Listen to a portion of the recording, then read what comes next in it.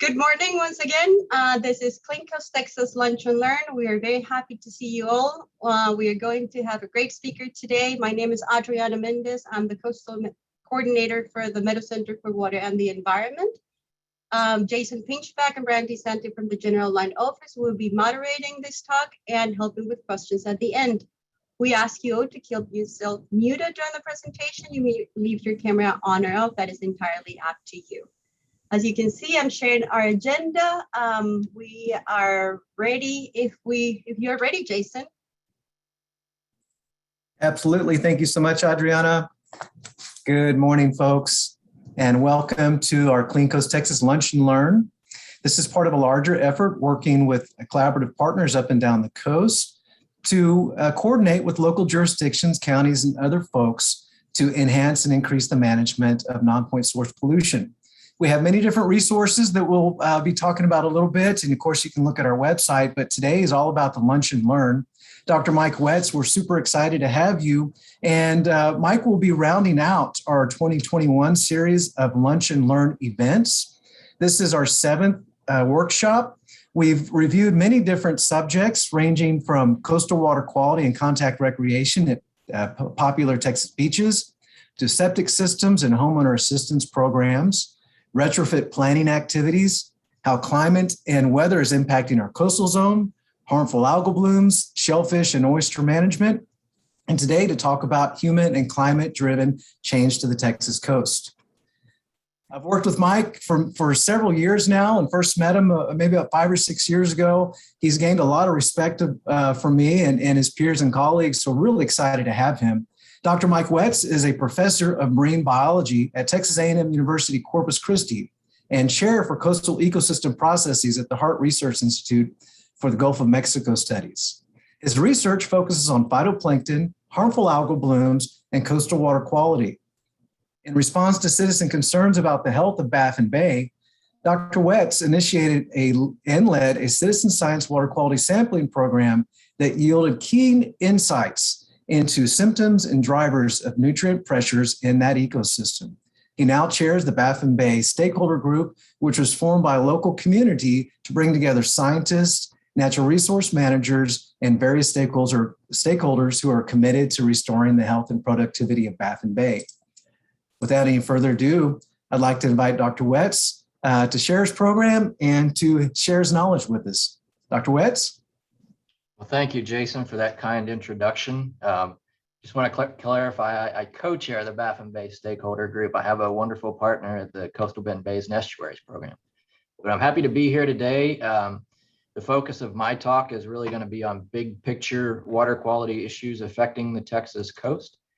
And I would just like to thank you, Jason, and thank the rest of the Clean Coast team for having me here. Absolutely. We do see your presentation and we hear you loud and clear. Thank you. All right, well, let's jump into this then. So I want to give some very brief background on some of the large scale pressures and drivers that potentially affect water quality on the Texas coast. And then I'll jump into what the data is actually showing in terms of trends. So let's go ahead and get started here. And let me reorganize my screen a little bit. So Texas we live in an amazing place at an amazing time. People are moving down here. So our population has increased quite a bit over the past several decades. This has obviously had a lot of positive impacts on the economy in the state, but it is a pressure on our coastal ecosystems. So typically when you get people moving into coastal watersheds, that increases the demand for fresh water. So potentially leading to less fresh water, making it down to the coast. And then also it leads to land use changes, and in particular land use changes that favor urbanization, which can then lead to increasing stormwater runoff, wastewater effluent, more septic tanks in watersheds. And we're seeing these issues on the Texas coast. So the figure in the upper right just shows the rate of land conversion primarily towards urbanized areas. And you can see big parts of the Texas coastal zone are undergoing major land changes. And then the bottom figure just shows the change in septic tanks, particularly in the coastal zone. We've seen some major increases in septic tanks, which can have important implications for water quality. Now, what we know, there's a really rich, robust literature on how urbanization in particular affects water quality. Many studies have shown that without implementation of really good best management practices, there can be negative side effects of large-scale urbanization. In particular, we tend to see increases in nutrient levels going into our streams and rivers, and then ultimately making it downstream. And these are just a few examples. For example, in the upper right, this comes from some work done in the Chesapeake Bay region, where they look at the history of the watershed and how it changed. And in particular, where the water quality started to really go downhill, so to speak, was when the urbanization of that watershed really became more widespread. And then this is another study on the bottom that just showed that as the percentage of urbanized or even agricultural lands increased in the watershed, you got more phosphorus going into the rivers and ultimately down to the coast. There are also strong linkages between urbanization and bacterial pollution. And this, again, is just one example here on the bottom left, showing that as we get more impervious surface, more concrete, more streets in the watershed, you tend to have much higher abundances of fecal bacteria in the surrounding waters. So again, very robust linkages have been established between urbanization and water pollution. So on the Texas coast, we also have issues related to the amount of fresh water making it downstream to our rivers or to our estuaries. So these estuaries really need that flow of fresh water coming in. But with there being more people moving into the watersheds, that requires more water for us. We've also had a history of some pretty severe droughts and then damming to manage our water resources. And this has led to a sharp decline in the freshwater inflow to some of our estuaries. And this has the potential to really have negative impacts on the habitat quality of estuaries, on the salinity regimes, which are important for fish and oysters, things that we care about, and on the overall productivity of the estuaries. So on top of all of this, we have other larger scale changes happening. And much of this information comes from a previous Clean Coast speaker, John Nielsen Gammon. It's getting warmer on the Texas coast.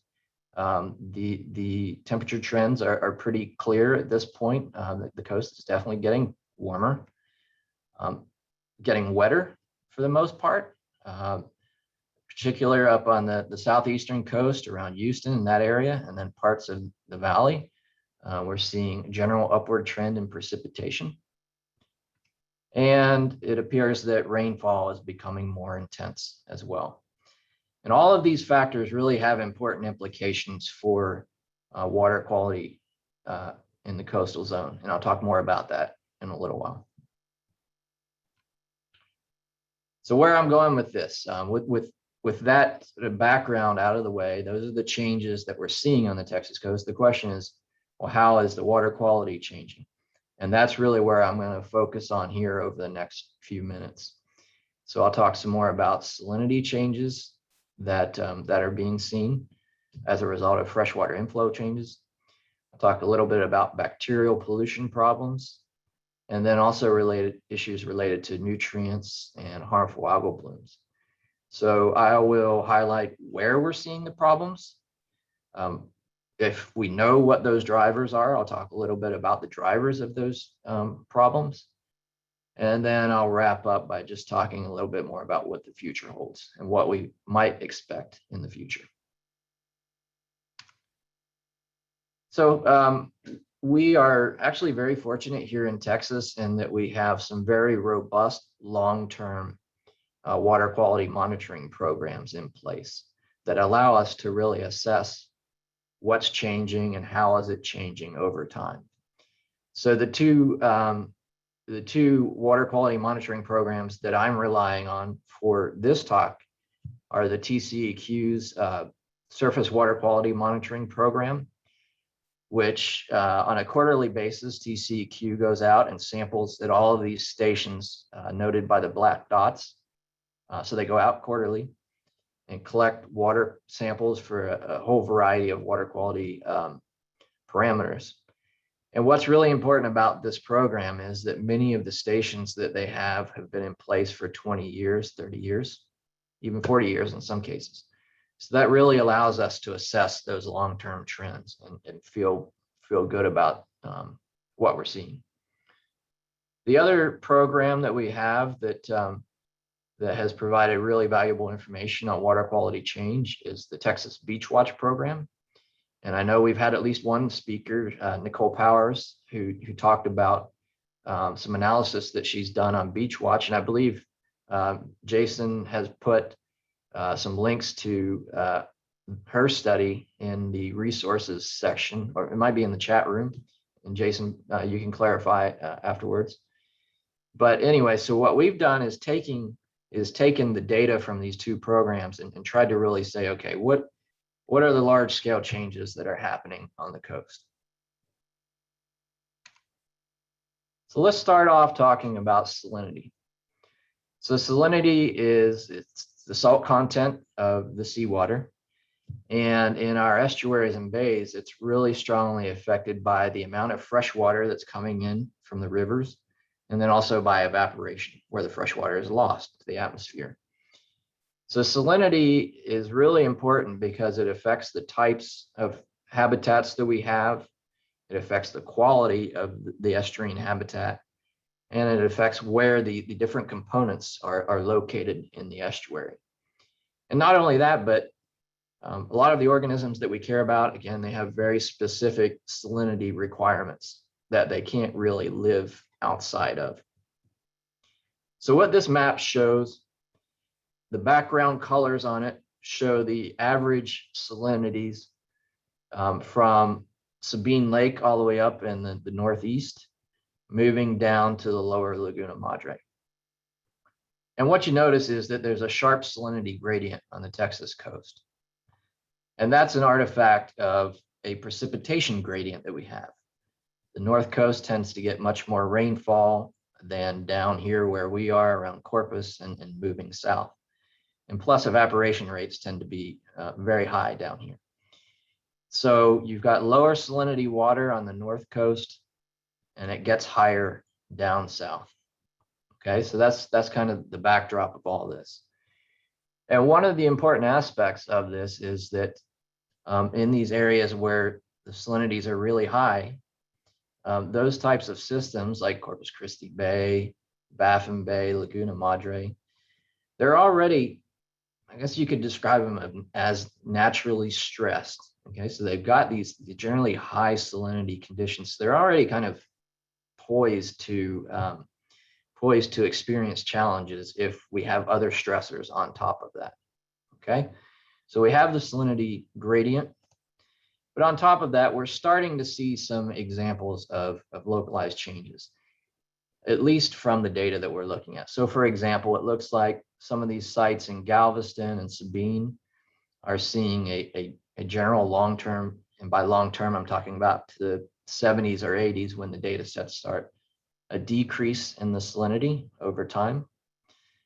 There are some areas where we're seeing localized examples of increasing salinity in the data set. So in Lavaca Bay, for example, parts of Copano Bay, parts of the upper and lower Laguna Madre. So one of the important things to keep in mind, though, with this data set is the time limitation. Again, it goes back to the 70s and 80s. So with salinity in particular, it's not capturing some of the longer term changes that we know have happened in our estuaries. And the classic example of that is the Nueces estuary, which if we go back 100 years, this used to be a brackish system. So it had a really defined salinity gradient from fresh to salt, and it supported a really incredible oyster fishery. And today, because of all the damming that has happened back in the 50s and then in the early 80s, we don't really have a salinity gradient. We get hypersalinity, which can be tough on the ecosystem. And you basically can't grow oysters in this system, okay? So the point I'm trying to make is that, at least in terms of salinity, there are some limitations to the data approach that we used.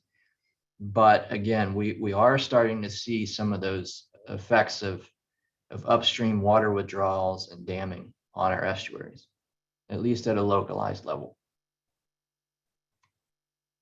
And looking forward, this is where we really have some challenges that we need to think about from a management standpoint. So in John Nielsen Gammon's recent report, he showed that moving forward, precipitation trends, at least through the next decade, are not clear, because there's a lot of natural variability that kind of blends or kind of messes up any longer term trends. But when we look even further forward, so through the end of the century, most of the climate model projections are pretty consistently pointing to a drier future for this part of Texas. And on top of that, we still have projections of even more people moving down to our coasts and into our watersheds, at least through the middle of the century.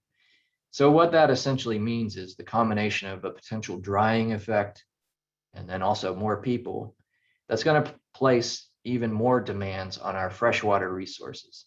So there's a pretty good likelihood that we're going to continue to see decreases in the freshwater inflows and increasing salinity levels for many regions of the Texas coast.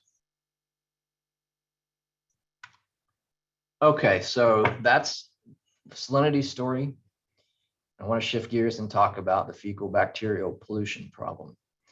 So over the past few decades, we have seen localized hotspots for fecal bacteria contamination in our bays. Classic example here in Corpus Christi Bay, we've had problems for many years with bacterial pollution associated with stormwater runoff drains, for example.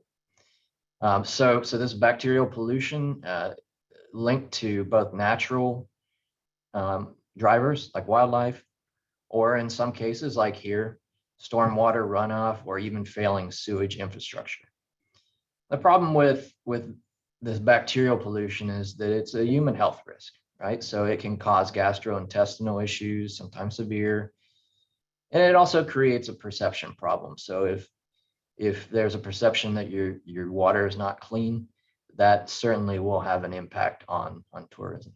Okay, so against that backdrop of some of these more localized issues that have popped up, 2019 was a particularly challenging year because there was a widespread fecal contamination event for much of the middle Texas coast, from about Matagorda up to Galveston Bay.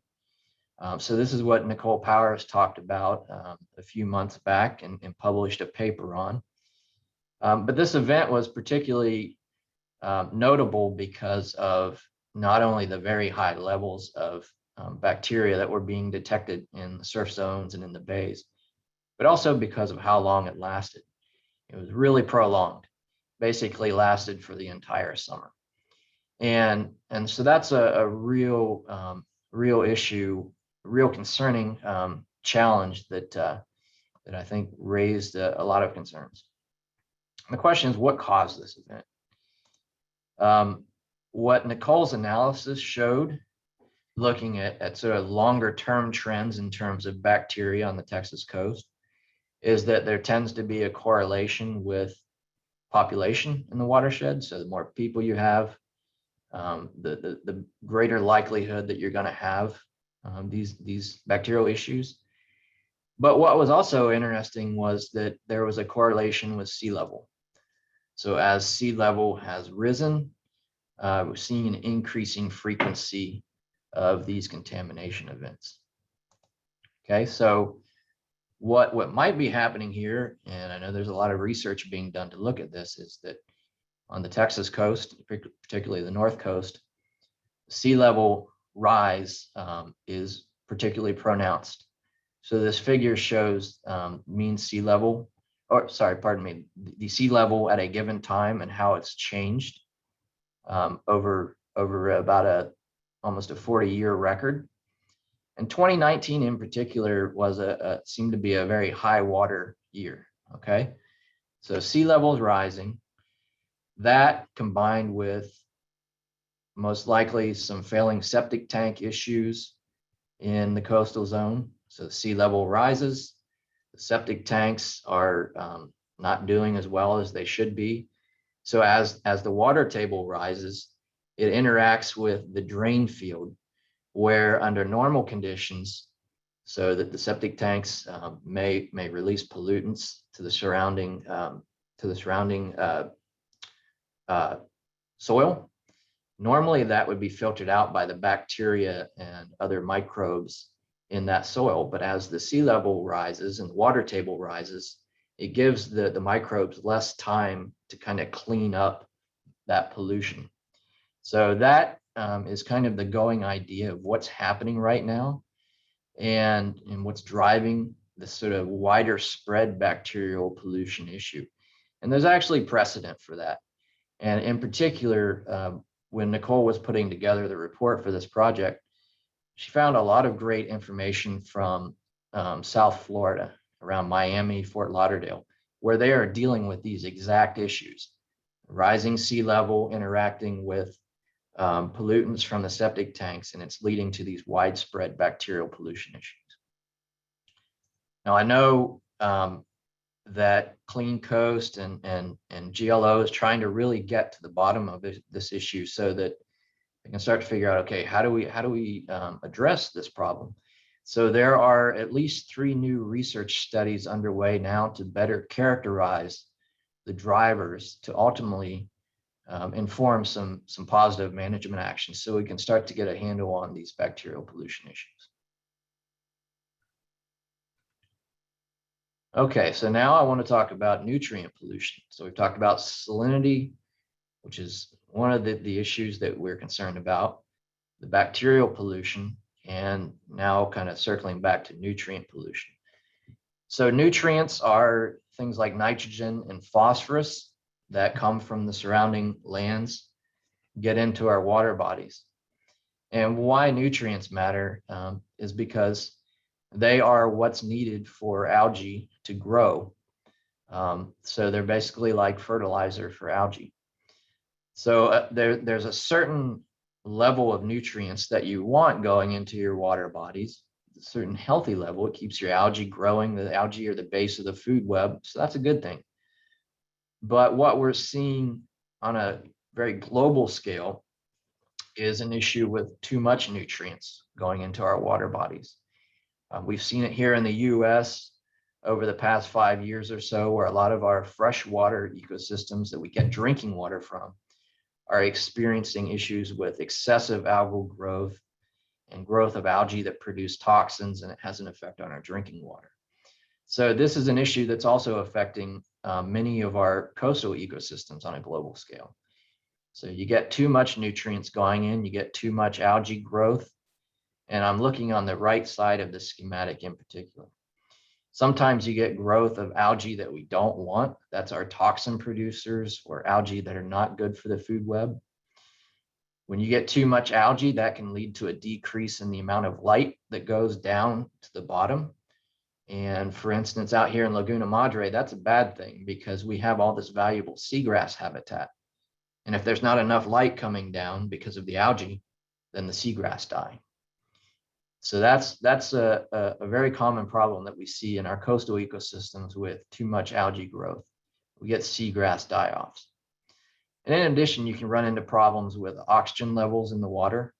For example, when the algae die and sink, eventually the bacteria start to break down the algae, and that uses up the oxygen in the water. So you can get fish kills and losses of other important critters that live on the bottom. Okay, so just to give you a very broad overview of why too much nutrients matters, this is basically it.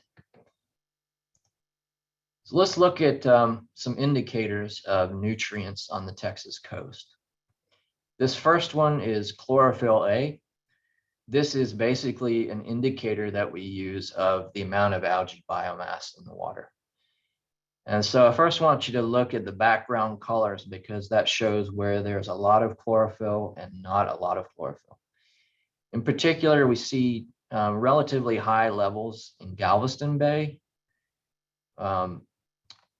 It's hard to see here because it's so small, but Oso Bay has some very high chlorophyll levels. And then the Baffin Bay Laguna Madre system in particular also have some very high on average chlorophyll levels that would be indicative of a lot of algae in the water. So the second thing I want to point out are the trends. What's changing over time? And all the red dots indicate areas where we are, where the data is showing increases in the chlorophyll levels. So Galveston is one place where chlorophyll levels are high, and they appear to be increasing over time, which indicates there may be more nutrients going into the system than are needed. Another place where we're starting to see some issues is over in Lavaca Bay and parts of western Matagorda Bay. St. Charles Bay is showing increasing chlorophyll levels. Port Bay, which is a tributary of Copano Bay, it's experiencing increasing chlorophyll levels and some other issues as well that I'll get to. And then, of course, Baffin Bay and the upper Laguna Madre seem to be increasing. They're high, the chlorophyll levels are high already, and they're continuing to increase. Now, there are a few places where actually the chlorophyll levels are decreasing, like in the Nueces estuary. And what I suspect may be happening there is that with the longer term decreases in the freshwater inflows to that system, that actually may be starving the system of the nutrients that the algae need to grow. So that's kind of the opposite of what I've been talking about, which is too much nutrients fueling the algae. But when you cut off the river flow, that can actually decrease the amount of nutrients, and the algae may not be able to grow as well. So again, these are kind of the areas of concern in terms of the trends that are happening now for chlorophyll. Another indicator that we looked at is dissolved oxygen. So dissolved oxygen affects the quality of the habitat.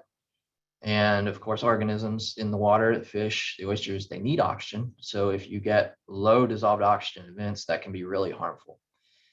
And I wanted to point out first this gradient along the Texas coast in dissolved oxygen. Generally higher levels on the north coast and decrease as we move south. If you recall that earlier salinity gradient that I showed you, it matches up really well with this dissolved oxygen gradient. And basically what's going on here is that saltier water holds less oxygen than fresher water. So as we move south on the Texas coast, the water gets saltier and it holds less oxygen in general. So as I was saying before, these southern estuaries, Corpus Christi Bay, especially Baffin and Laguna Madre, they're already, I would say, naturally stressed because of the salinity, but they also tend to just have lower starting levels of dissolved oxygen. So that's kind of another natural stressor. And what we don't need are situations that drive the dissolved oxygen even lower in those locations. So let's look at the trends. We're seeing decreasing dissolved oxygen trends in parts of Galveston Bay, particularly up around the San Jacinto Bay region. Pretty widespread decrease in dissolved oxygen in Lavaca Bay, also in Cox Bay and Keller Bay. So that whole area around Port Lavaca is seeing decreasing dissolved oxygen. We noted this trend in Mesquite Bay. Again, Port Bay, not only is it seeing increasing chlorophyll, but it's seeing decreasing dissolved oxygen. Redfish Bay, one site in the Nueces Bay, and then also one of the two Baffin Bay sites, we're seeing decreasing dissolved oxygen over time. Okay, so let's kind of tie some of this nutrient data together. And what I've done is just looked at what sites are we seeing multiple changes happening that would be of concern. And we kind of see those changes up here in San Jacinto Bay and Trinity Bay, where we're in San Jacinto, we're seeing the decreased dissolved oxygen, the increase in chlorophyll. In Trinity Bay, it's the increasing chlorophyll and also increasing nitrogen levels. Lavaca Bay, Cox Bay, Keller Bay, I've kind of grouped them all together. Not only are we seeing decreasing dissolved oxygen, but increases in both nitrogen and phosphorus in those systems. Port Bay is another one. Again, that's the tributary of Copano Bay, where we're seeing decreasing dissolved oxygen, increasing chlorophyll levels, as well as increasing nitrogen levels. Redfish Bay is seeing the decreased dissolved oxygen and increased nitrogen levels. And Oso Bay here in our backyard, right out my back window, we're seeing increasing chlorophyll as well as nitrogen levels. And then Baffin Bay, Upper Laguna Madre, the decreasing dissolved oxygen, increasing chlorophyll in particular, and increasing phosphorus levels over time. So just thinking about what this means and what do we do about it. It seems like it would be a reasonable next step to increase data collections to validate some of these trends, and then also to better understand the drivers and the sources of the nutrients to these systems. And then in cases where we have a reasonable assessment of the sources, certainly beginning to implement best management practices and other mechanisms for starting to deal with those nutrient conditions. Those two steps, I think, will at least should serve as a good starting point for starting to deal with these issues. Okay, so the final indicator that I really wanted to talk about are harmful algal blooms. These are often seen as a sign of deteriorating water quality. And probably the best example that we have is the brown tide blooms that are happening in Baffin Bay and Upper Laguna Madre. They're happening in this system that has really high nutrient levels. And so they seem to be linked back to nutrient inputs to the system. So symptoms of the harmful algal blooms, it ranges anywhere from just simple food web disruption, so they're just not edible, to things like animal mortality and human health issues when we're dealing with toxin-producing harmful algal blooms. And again, these represent a really important and growing threat to water bodies in the US and globally. So the main species that we have here in Texas are the Oriumbra lagunensis. That's our brown tide blooms that have been happening in Baffin Bay and Laguna Madre since 1989. We don't know what the trends are in terms of brown tide abundances and frequently, but we do have a monitoring program that's been underway since 2013. So we're starting to get that data now. Another harmful algal bloom species that we have problems with, it's called Dinophysis. This has been blooming in Central Coast estuaries since about 2008. And this is a toxin producer. So for instance, in parts of Matagorda Bay and San Antonio Bay, they've had to shut down shellfish harvesting on multiple occasions because of the presence of Dinophysis in particular. Again, trends are unknown. We know it was first detected in 2008. We don't know the direction of the trends because of general lack of consistent monitoring. So this is definitely something that we need to really start to get a handle on. And then finally, Caronia brevis is the one that most of you are probably familiar with. This is our red tide, which produces toxins that can be really harmful for humans, wildlife, coastal economies. There was a student from my lab who just published a paper who took a really unique approach for trying to look at trends in red tide on this part of the Texas coast. And what her analysis showed is that there appears to be an increase in the frequency of red tide blooms on this part of the Texas coast. So this shows just presence or absence of red tide, where you have the bars that indicates that it was present in a given year. And there does appear to be an increase over time in their frequency. And there seemed to be this sort of tipping point in the mid-90s where that frequency really started to increase. One of the things that she found was that there was a positive relationship with salinity. So higher salinity waters tend to be more favorable for the red tide. So as the freshwater inflow decreases to our central coast estuaries, that tends to create conditions that are more favorable for the red tide. Didn't find any obvious relationship with nutrients in this case, though. So that was interesting and not fully expected. Okay, so what do we do about these harmful algal blooms? Well, again, we don't have great understanding of what the trends are for many of these organisms, despite how impactful they can be on the environment and on our economies. So we definitely in the state could use additional harmful algal bloom monitoring and consistent monitoring so that we can start to see those trends over time. And as I like to say, we don't want to end up like Florida. Florida has suffered incredibly over the past 5 years, 10 years or so because of harmful algal bloom outbreaks in their coastal zone. It's had a major impact on their economy and just on perceptions of their beaches and whether they're clean and safe or not. We don't want to get there. We're not there yet. And I think with additional monitoring, we could get ahead of these issues before they become a real problem. Okay, so let's look forward a little bit here and see what some of the future challenges are that we can expect. So I talked about the issues that we're having already with population growth and some of the changes that are happening with the climate system. Let's look forward a little bit. We can expect even warmer temperatures in the future. You can look at John's report and others. There's no question we're heading for a warmer future. And from a water quality standpoint, this means several things. It means that the rate at which nutrients like nitrogen and phosphorus can cycle and become available in an estuary, that increases. It's really a temperature dependent phenomenon. That means that has real potential to increase algal growth.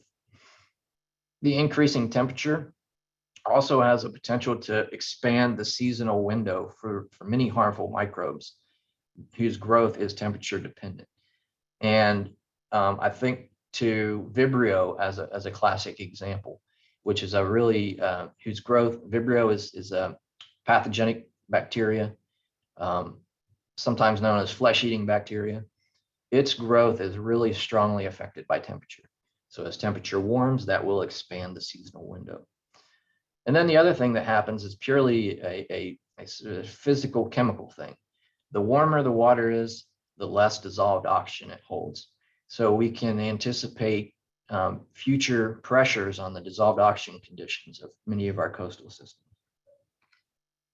Then there's against this backdrop, we have expected and continuing population growth, human populations, I mean. So we can expect additional pressures on bacterial loads to the coastal zone, on nutrient loads, which will then have an impact on the algal growth and potentially the harmful algal bloom growth.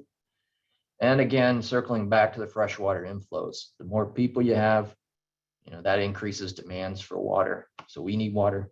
That means potentially less water for the environment, which will affect the salinity. And also with the salinity increase that we may expect, that could potentially lead to lessening of dissolved oxygen as well. And then finally, this potential for more extreme rainfall and storms. Those impacts we would expect to be more acute, more short-lived, but still potentially very severe. So we know that with high rainfall events, that can lead to very sharp loadings of pollutants to our bays and estuaries. Many studies have shown that these extreme events can lead to low oxygen conditions that last for on the order of days to weeks, which is very harmful for fish, oysters. And also they can set the stage for harmful algal blooms. So we've got a lot of things happening now, but we have even more potential for stressors to impact our estuarine and coastal water quality in the future. So what are the take-home messages? Let's wrap up. So we do have localized examples of water quality degradation that require attention. And, I can refer to the state's 303D list, which is a list of impaired water bodies. And there are certainly coastal systems that are on that list. You can also refer to some of the findings from the Beach Watch program for bacterial pollution, where we know we do have some localized issues, but now apparently, becoming more widespread. And then also some of the existing issues with nutrient pollution. In particular, I think about Baffin Bay, which I've worked in extensively. Galveston Bay, I think, is kind of getting there as well. They already display symptoms of nutrient pollution and are going in the wrong direction. And we have some other systems that are heading there as well. Despite all that, what I would say is that despite all the population growth that we've had and the changes, we are still doing reasonably well from a water quality standpoint. You can look at other places like Florida that are having similar levels of population growth, and they're doing terrible. And we seem to be doing okay. So, I would say from my standpoint, from a professional standpoint, the take-home message is we're doing okay. Let's keep it that way. So we need to continually assess, what we've done that's working in terms of water quality. So what hasn't worked in terms of, how we manage water quality in this state. Need for continuous engagement of stakeholders, employing best management practices, and also addressing aging infrastructure to try and get on top of issues where they are starting to become apparent. That's the thing, again, we don't want to get so far down the path that a water body is really severely impacted. Let's nip these issues in the bud. And then also, I would just emphasize again the value in monitoring to detect potential issues before they become really costly. Let's stay ahead of the curve there. And again, on top of all this, let's keep in mind that it's going to be a tougher future. The stressors they're going to become even more problematic. So the more we can get a handle on potential issues now, the more resiliency we can build into our coastal water bodies so that they can handle some of these future stressors. So with that, I would just like to acknowledge some of the funding for many of the analyses that have been done that kind of came together for all this work, and I'm happy to take questions.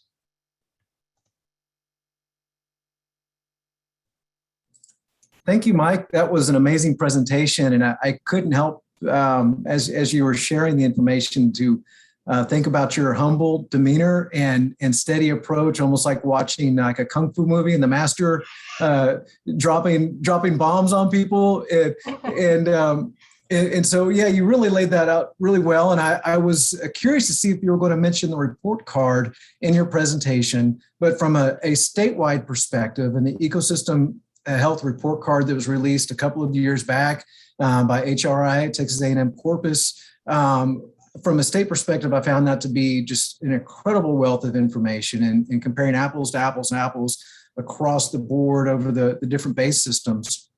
And I was wondering if you could comment on that. I know you have one that's a couple years old, but the power of that instrument, and maybe if you have an update on where that effort is going.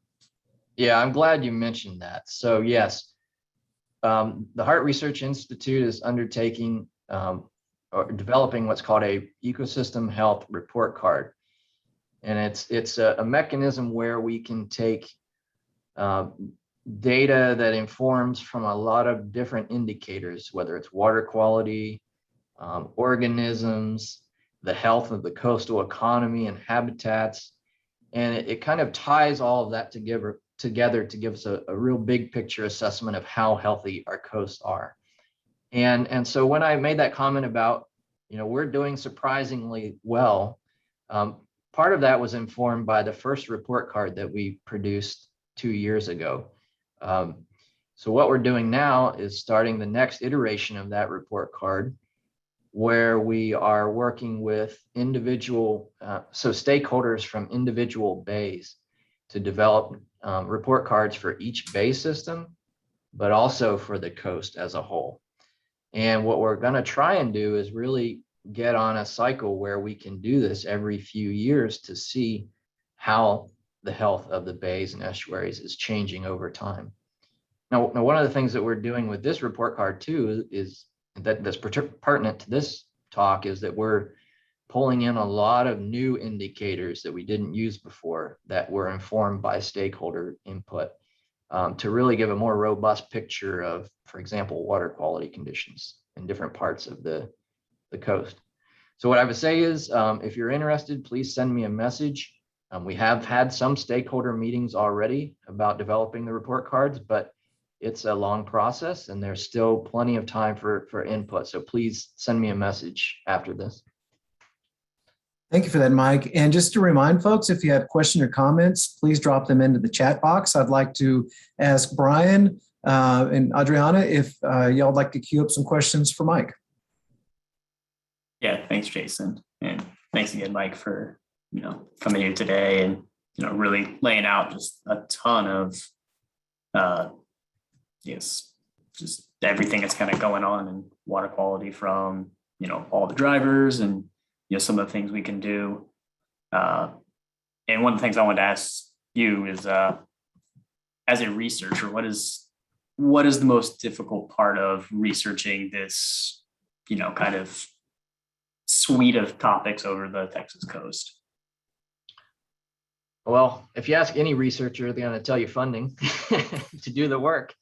But we actually have some really strong funding mechanisms in place to do this work. And I think that's why we're making progress on these issues. For instance, the coastal management program that GLO produces, our local estuary programs.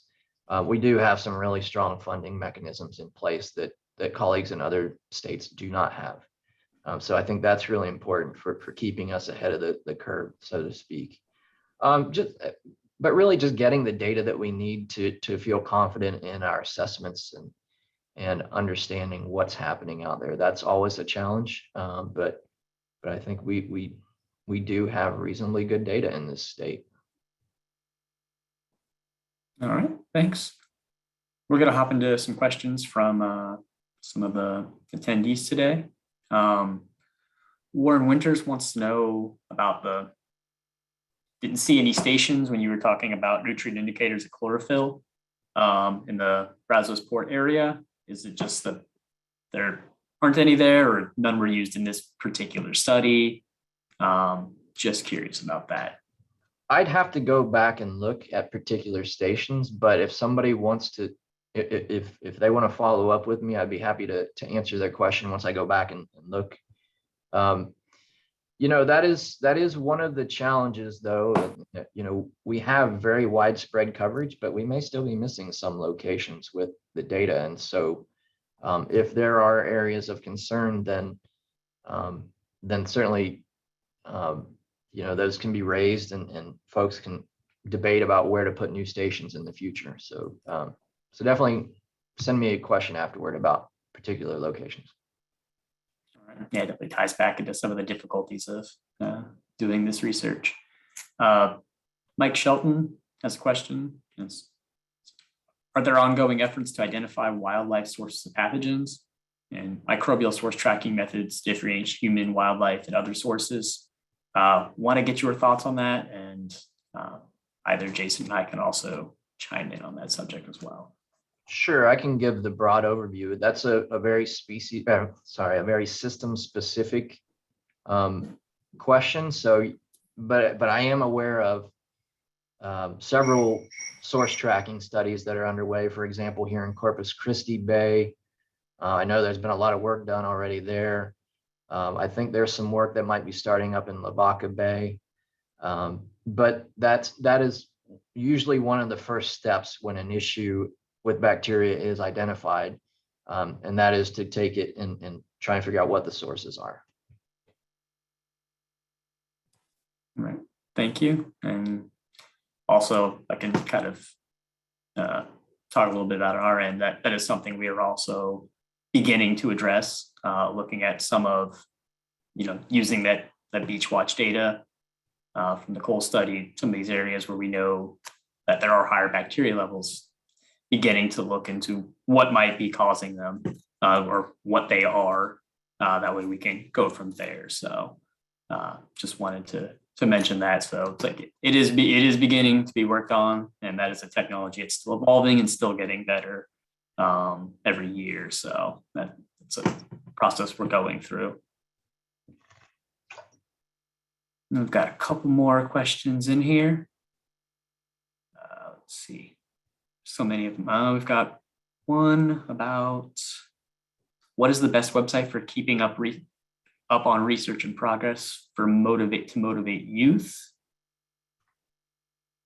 Do you know of any off the top of your head? Oh boy.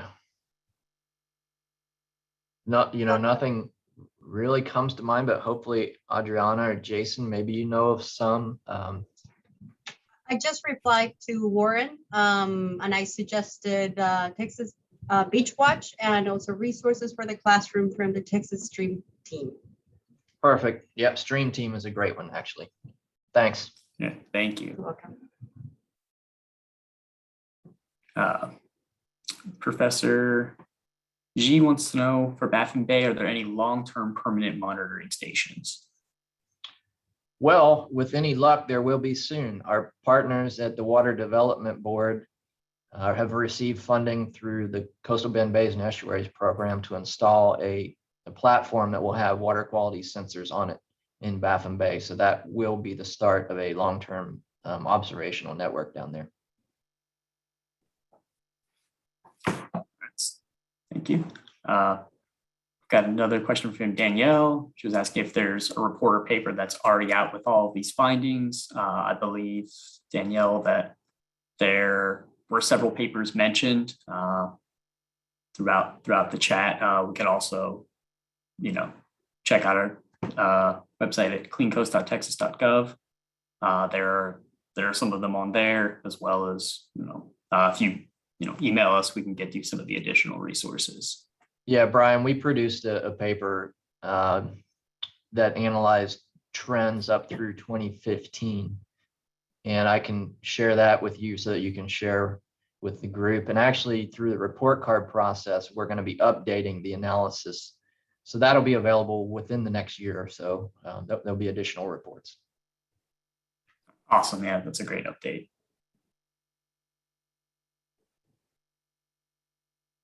And yet, you might have touched on this one as well. Arsum's asking, any plans to engage the local communities through citizen science, community science initiatives to address data and monitoring gaps? Mm-hmm.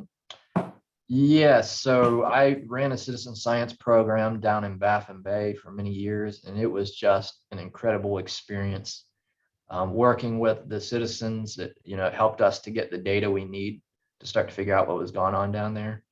But there are other examples of citizen science programs. I think the Stream Team, if I remember correctly, you pull in a lot of citizen scientists there. And I would encourage local folks, if you're interested, reach out to people that you may know who are researchers or who may be interested in this type of stuff, because citizen science is really a great way of addressing these issues. Thank you. I'm not seeing any more questions in the chat at the moment. I'll pass it back over to Jason. Thank you, Brian. This has been just a completely packed program here with lots of information. I know we're going to get a lot of views on YouTube after we post this. I believe we have a link to that as well, to how to gain access to this after the fact, in case you want to share it with your colleagues. So Mike set the table for us. He really teed up some key concepts. He synthesized them and brought them together, and where we were finding combinations of issues occurring. That was really interesting analysis there. We're definitely looking forward to your next coastal report card and the other studies you put out. So Dr. Wetz, thank you so much for joining us today. We really do appreciate your contributions. My pleasure. Thank you. Moving ahead, in 2022, our next Lunch and Learn will be in January, and we are actively seeking and engaging other potential folks to present on similar subject matter or things related to non-point source pollution and water quality along the Texas coast or things that apply to those areas. So if you or a colleague are interested, please feel free to contact me directly, and I'll be happy to work with you and see if we can integrate that into next year's flow. On that note, would like to thank Adriana, Meadows Center for Water and the Environment for facilitating this event, Coastal Management Program for helping to fund these activities, and our wonderful partnerships we have out there with our networked agencies. Adriana, do we have any other final words before we break? We do not. Thank you everyone for attending. We appreciate you being here. This was an excellent presentation. Posting a few links on the chat so you can access previous presentations and you can view our recordings. So this one I'm putting right now in the chat box is our September Lunch and Learn. And of course, you can see the recording for the talk that Dr. Nielsen Gammon gave a few months ago. You might find in the chat also links to the studies that Dr. Wetz mentioned during his talk, as well as a link to Texas Beach Watch. And with that, thank you, everyone. We really appreciate you being here. We had about 80 people at the highest point of this Lunch and Learn, so we're super excited about that, and we hope to see you next year. Thanks, y'all. Be safe. Bye-bye.